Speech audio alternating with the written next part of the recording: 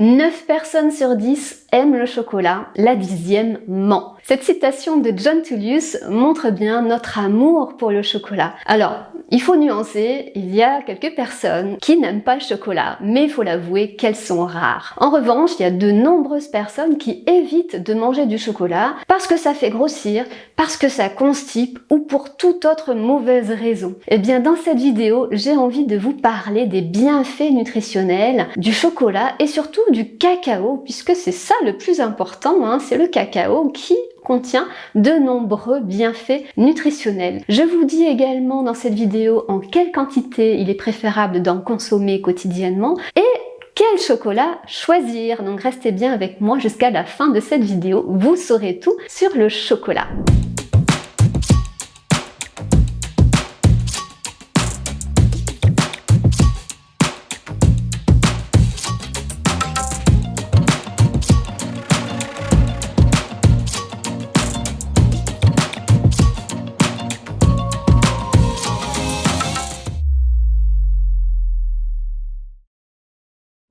C'est Pâques et vous allez certainement manger du chocolat cette année comme on en mange à Noël ou à tout autre moment heureux de notre vie, puisque, il faut bien l'avouer, le chocolat fait partie des petits plaisirs de la vie. On en mange donc avec plaisir, on recherche une sorte de plaisir avec le chocolat et effectivement dans le chocolat et surtout dans le cacao on trouve une substance organique qui s'appelle la théobromine et de nombreuses études scientifiques ont démontré un effet positif sur l'humeur, donc du chocolat grâce à cette théobromine. Ça fait du bien de manger du chocolat, ça donne bonne humeur. Donc c'est intéressant pour cet effet sur l'humeur. Mais bien sûr, il y a d'autres bienfaits nutritionnels donc à consommer du chocolat. Dans le cacao, on a par exemple une teneur en fibres assez intéressante de l'ordre de 25%. Alors la rumeur comme quoi le chocolat constipe, elle n'est pas du tout fondée. En revanche, ce qui est vrai, c'est que si vous mangez une tablette de chocolat tous les jours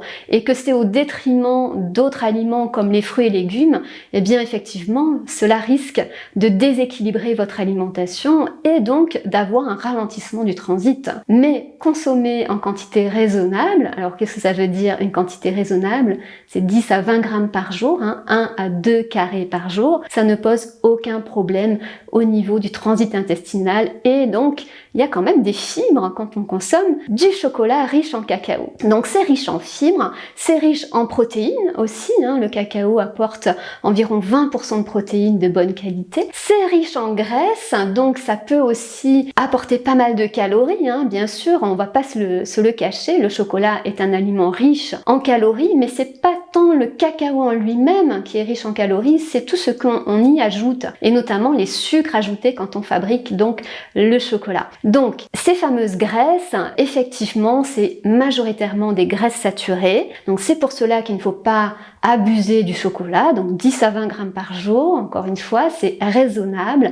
Une tablette par jour, là, ça devient irraisonné. Donc, essayez de vous raisonner tout simplement et de déguster 10 à 20 grammes de chocolat riche en cacao par jour parce que, effectivement, le chocolat, le cacao est riche en graisses saturées. Alors, petite nuance quand même, vous savez que dans les graisses saturées, il y a des graisses saturées à chaîne courte, à chaîne moyenne et à chaîne longue. Et ce sont surtout les graisses saturées à chaîne longue qui sont nocives pour le système cardiovasculaire. Et dans le cacao, ce ne sont pas majoritairement des graisses saturées à chaîne longue, mais c'est plutôt un acide stéarique qui n'a pas vraiment d'effet négatif sur le système cardiovasculaire. Mais il y a quand même de l'acide palmitique qui a un petit effet. Donc, on ne va pas en abuser tout simplement de ce chocolat. Donc, nous avons des protéines, des graisses, des glucides en faible quantité finalement, à peu près 11% dans le cacao, ce qui fait que c'est riche en sucre, le chocolat, c'est l'ajout de sucre. Donc, qu'est-ce que vous pouvez faire à ce niveau-là?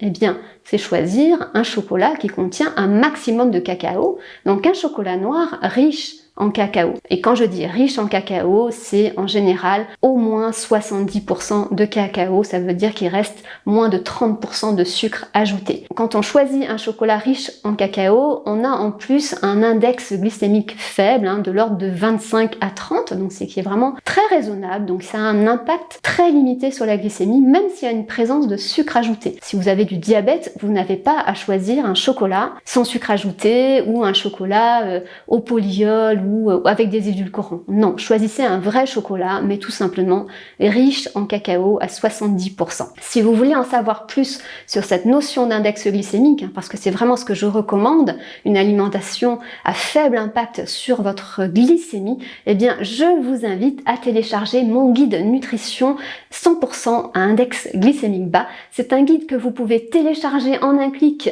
en regardant dans la description de cette vidéo. Et dans ce guide, vous trouverez mes meilleurs conseils pour mettre en place cette alimentation saine et gourmande pour donc la santé et le bien-être, avec une semaine de menu et les recettes qui vont avec. Donc je reviens à mon cacao. Donc vous avez bien compris que l'idée c'est de choisir surtout un chocolat noir riche en cacao, pas forcément à 99% parce que 99% ça devient très amer, donc tout le monde ne peut pas apprécier ce chocolat là, et on a dit qu'on consommait le chocolat surtout pour le plaisir, donc le plus important c'est de prendre du plaisir à en consommer. Donc si 99% c'est pas du tout votre tasse de thé, eh bien consommez un chocolat 70% de cacao, c'est déjà très bien. Alors, qu'est-ce qu'on trouve également dans ce cacao? Vous savez que on dit que c'est un super aliment. Les super aliments, c'est des aliments qui apportent beaucoup de nutriments intéressants pour notre santé. Et dans le cacao, on va retrouver notamment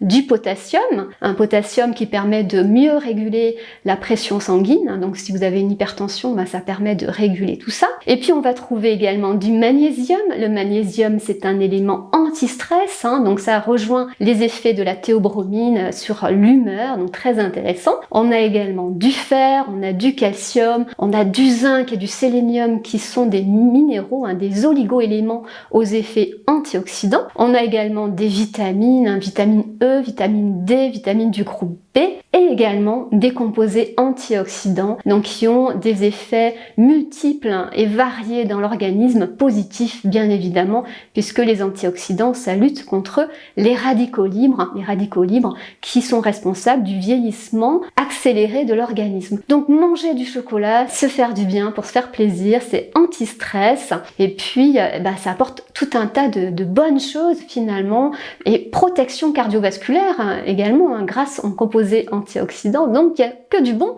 finalement dans le chocolat, à condition bien sûr de ne pas en abuser, puisque effectivement c'est un aliment assez riche en calories, de par sa composition elle-même, puisque ça apporte pas mal de protéines et de graisses, mais aussi parce que dans le chocolat, il n'y a pas que du cacao, il y a aussi du sucre ajouté. Donc 100 grammes de chocolat, c'est environ 550 calories, donc ça fait beaucoup, et c'est pour cela que si vous ne voulez pas prendre de poids, il faut quand même essayer de limiter à 10 à 20 grammes par jour. Au sein d'une alimentation équilibrée, ça passe très bien, on intègre très bien 10 à 20 grammes de chocolat noir riche en cacao par jour sans aucun problème. Alors, que dire d'autre sur le chocolat? Il y a un petit peu de caféine aussi, donc les personnes qui sont sensibles devront veiller peut-être à ne pas en consommer trop tard pour éviter que ça perturbe leur sommeil. Mais ça c'est très personnel, donc il y a des personnes à qui ça ne fait rien de consommer du chocolat le soir, d'autres oui, donc c'est à vous de voir qu'est-ce qui vous convient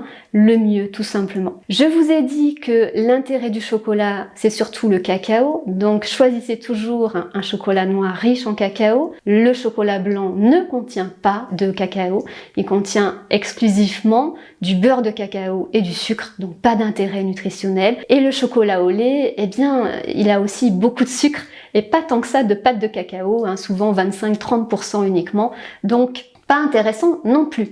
Donc choisissez toujours un chocolat noir riche en cacao, 10 à 20 grammes par jour. Sauf pour Pâques, là vous pouvez vous permettre une petite exception et je pense que vous allez certainement en manger davantage.